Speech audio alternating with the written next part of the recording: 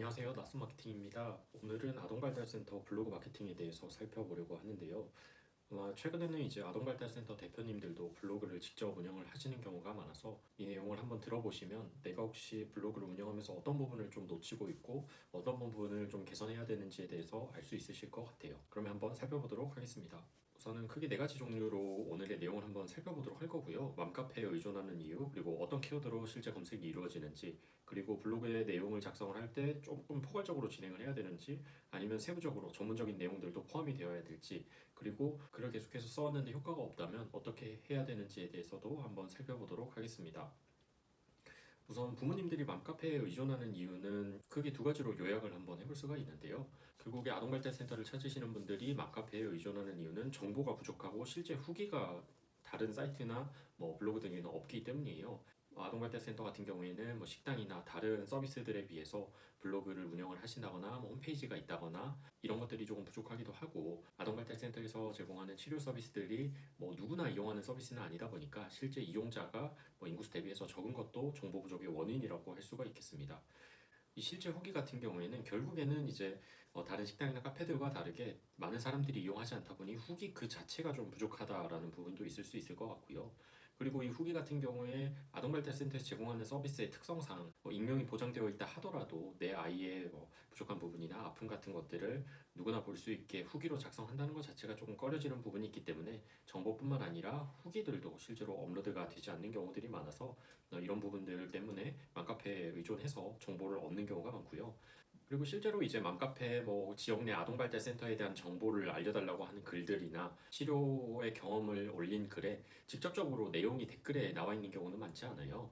어떤 치료사를 추천하는지, 어떤 센터가 좋은지 이런 내용들은 보통 이제 쪽지 드렸습니다와 같은 댓글만 달려 있고 개인적으로 소통이 이루어지는 경우가 많기 때문에 이러한 서비스에 대한 정보나 후기들이 조금 폐쇄적으로 전달되고 있다라는 것을 알 수가 있을 것 같고요.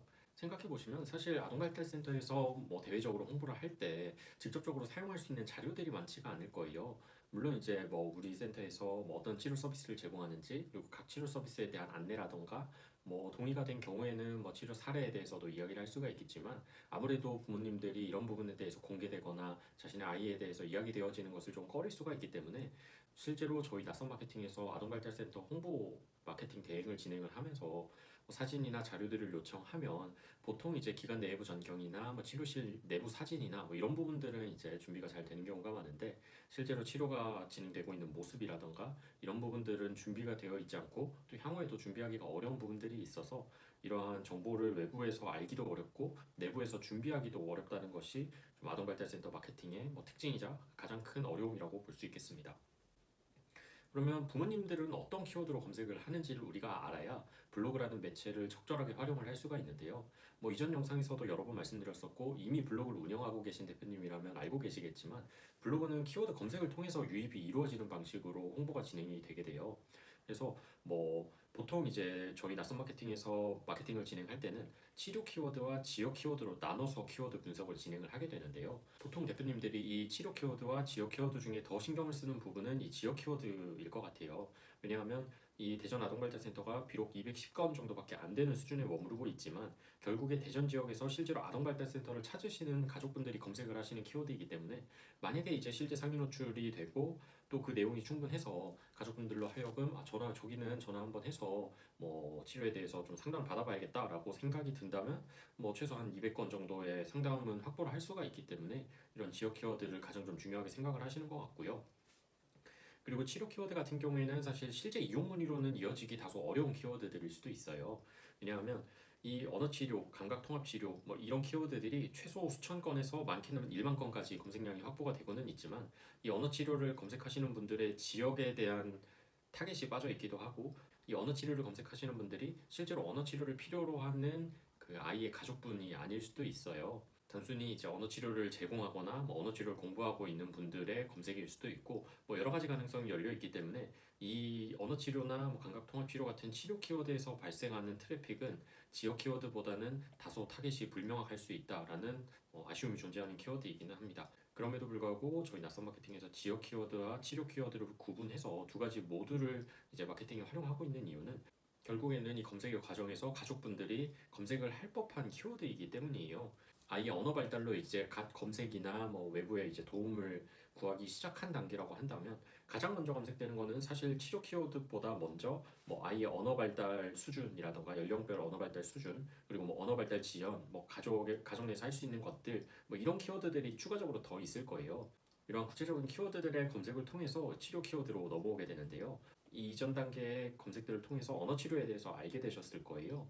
그러면 이제 언어 치료라는 키워드의 검색을 통해서 언어 치료가 어떤 식으로 이루어지고 어떤 경우에 필요하고 뭐 대략적으로 비용은 어떻고 또 블로그나 카페나 맘카페 등을 통해서 살펴보니 좀 이러한 방식으로 진행이 됐고 또 뭐 효과가 어땠다더라 뭐 정도까지의 정보를 이제 치료 키워드에서 알 수 있는 거고요. 그리고 실질적으로 언어 치료를 받아야겠다라는 생각이 들게 되면 결국에 지역 내에 있는 센터를 검색하게 돼요. 그래서 뭐 부산 지역을 예로 들어봤을 때 부산 언어 치료나 부산 언어 치료 센터 같은 키워드가 이제 지역 키워드가 될 것이고요.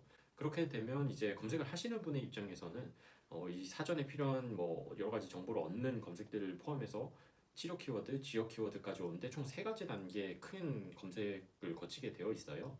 근데 이 과정에서 특정한 한 센터의 블로그가 계속 노출이 되고 그 블로그의 내용이 충분히 나에게 도움이 되었다라고 한다면 우리 센터로 이용 문의가 올 확률도 높고 또 블로그 내에 있는 다양한 정보들에 대한 신뢰성도 높아질 수가 있기 때문에 좀 이러한 전체적인 키워드들을 전부 고려해서 포스팅을 진행을 하시는 것이 좋다고 할 수 있겠습니다.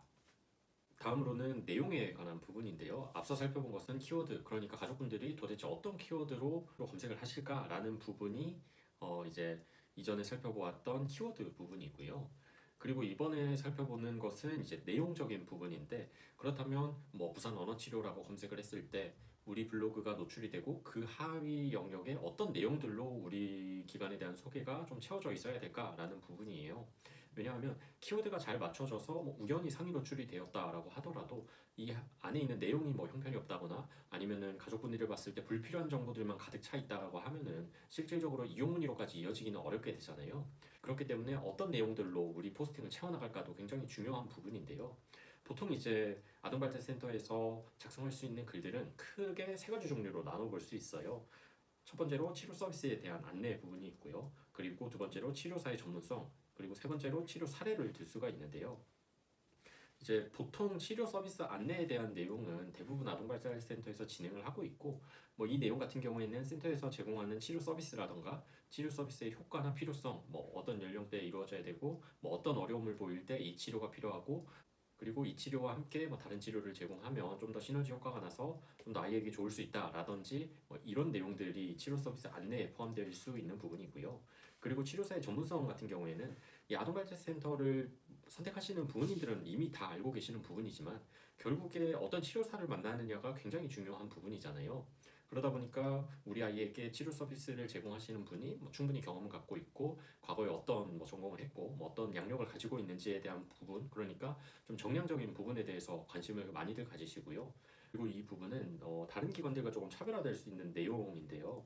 보통 치료사들에 대해서 소개를 하고 있는 아동발달센터들 같은 경우에도 단순히 양력이나 경력들만 좀 나열을 해두는 경우가 많은데 사실 거기에서 그치면 가족분들이 봤을 때는 다른 기관들과 차별점이 없어요. 왜냐하면 결국에 치료 현장에서 치료 서비스를 제공하시는 그 선생님들 같은 경우에는 다 뭐 관련 전공을 하셨고 뭐 여러 센터에서의 경험을 갖고 계시기 때문에 줄이 기냐 짧냐 정도의 차이밖에 되지 않다 보니까 이 글만 가지고는 사실 크게 느낄 수 있는 부분이 많지가 않은데 이 치료사 소개 및 인터뷰 내용 같은 경우에는 단순히 위에서 보았던 양력이나 경력처럼 그냥 어디서 전공을 했고 이런 사실들을 나열하는 것에 그치는 것이 아니라 해당 치료사가 치료 서비스를 제공할 때 특별히 신경 쓰는 부분이 있다라던가 그리고 과거에 치료를 진행했던 경험 중에 좀 인상 깊었던 부분 같은 내용들이 포함이 되면 좋고요.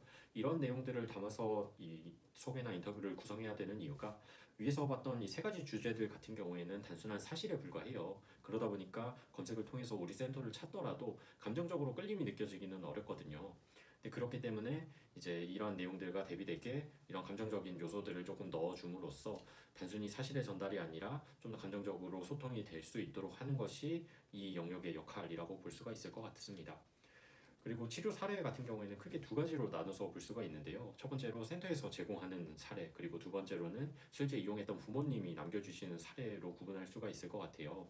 이 부모님이 작성해 주신 후기는 또 크게 두 가지로 나눠볼 수 있는데요. 네이버 플레이스의 블로그 리뷰나 영수증 리뷰를 통해서 부모님이 직접 남기도록 부탁을 드리는 방법이 있고 그게 아니라면 센터 내에서 만족도 조사나 설문조사를 진행해서 그 내용을 토대로 블로그에 업로드하는 방법이 있을 것 같아요. 설문조사나 후기를 받으셨을 때 그 내용을 토대로 뭐 어떤 치료가 진행이 됐고, 그래서 뭐 어떤 부분에서 만족하시고 뭐 어떤 부분에서는 아쉬워하시는지, 그리고 그 아쉬워하는 부분을 개선하기 위해서 뭐 어떻게 향후의 치료에 대해서 어떤 식으로 수정이 되어 갈 것인지에 대해서 좀 작성을 하면 그 후기를 가지고도 포스팅을 구성을 할 수가 있겠죠. 그리고 실제 치료 사례 및 변화 같은 경우에는 센터 내에서 언어 치료를 진행했을 때 초기에는 어떤 모습이었는데 어떤 식으로 효과를 보였다 정도의 내용으로 간략하게 포스팅을 하시는 것도 괜찮을 것 같아요.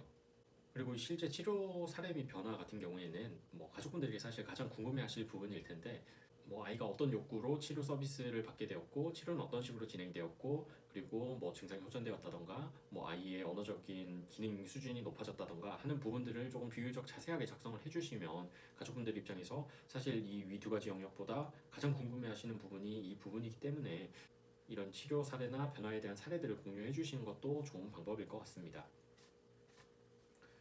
그리고 마지막으로 블로그를 이미 운영하고 계신 대표님들이 많으실 거예요. 근데 글을 아무리 써도 아무런 효과가 없다라고 말씀을 하시는 경우가 많고, 저희 낯선 마케팅에 실제로 컨설팅을 의뢰해 주시는 대표님들의 블로그를 살펴보면 아예 노출 자체가 안 되고 있는 경우가 정말 많고, 그리고 블로그 자체가 노출은 되고 있는데 키워드를 잘못 선택을 해서 완전히 검색량이 없는 키워드에서 혼자 상위 노출이 되고 있는 경우도 여러 번 있었고요. 그리고 블로그 자체에는 전혀 문제가 없지만 글자 수와 이미지가 너무 부족하다 보니 노출이 순위가 낮아서 우리가 발견하기 어려운 경우들이 있었습니다. 그래서 검색 시 노출 자체가 안 되는 경우가 사실 가장 큰 문제인데요. 만약에 검색을 했는데 저 아래 페이지에서도 노출이 안 되고 내가 올린 글의 제목을 그대로 복사를 해서 네이버에 그대로 검색을 했는데도 검색이 안 된다라고 하면은 사실 확인을 해보시고 필요하다면 블로그를 새로 제작하는 것이 가장 빠를 수 있고요. 그리고 잘못된 키워드의 선택 같은 경우에는 앞서 살펴봤던 지역 키워드와 치료 키워드를 두고, 그리고 우리 기관을 검색하시는 분들이 어떤 서비스들에 대해서 어떤 욕구를 가지고 있을지를 토대로 조금 더 세부적인 키워드를 나눈 이후에 검색량들을 실제로 비교를 해서 어떤 키워드를 가장 우선순위에 둘지 결정을 하시고 그 이후에 포스팅을 진행을 하시는 것이 좋고요. 그리고 이때 가장 좀 실수를 할 수 있는 부분이 키워드의 내용을 억지로 끼워 맞추다 보니까 제목이 이상해진다거나 키워드와 전혀 연관이 없는 내용들이 포스팅이 되는 경우가 있는데, 이런 부분들만 주의해서 이런 키워드들을 선별해서 포스팅을 진행을 하시는 것이 가장 좀 효율적이라고 볼 수 있겠습니다. 그리고 글자 수와 이미지가 부족한 경우에도 상위 노출로 이어지기가 어려울 수 있는데요. 보통 저희가 말씀드릴 때 글자 수는 500자 이상, 이미지는 4장 이상을 사용하시는 것이 좋다라고 말씀을 드리고 있어요. 이 기준은 그냥 이제 최소 기준인 거고요. 사실 이것보다 조금 더 글자를 많이 사용하고 이미지를 많이 사용하면 좋기는 한데, 최소한 이 정도는 지켜야 어느 정도 노출 순위는 확보가 가능하다라는 걸 알아주시면 좋을 것 같고, 보통 이미지 같은 경우에는 센터 내부 전경만 좀 활용을 하시는 경향들이 있어요. 근데 가능하면 그것보다는 치료를 제공하고 있는 사진이 촬영이 가능하면 그게 가장 좋고요. 그리고 그게 아니더라도 혹시 치료 과정에서 뭐 사용했던 교구라던가, 그리고 치료 과정에서 뭐 학습지나 뭐 유인물 같은 것들이 작성이 된 것이 있다라고 하면은 그런 자료들도 업로드를 하면 좀 더 이제 생동감 있는 포스팅으로 구성이 가능할 것 같아요. 총 4가지 주제로 아동발달센터 마케팅에 대해서 한번 간략하게 살펴봤고요. 뭐 혹시 궁금한 점이 있으시거나 잘 이해가 안 되는 부분이 있으시면 댓글 남겨주시면 저희가 답변 드리도록 하겠습니다. 감사합니다.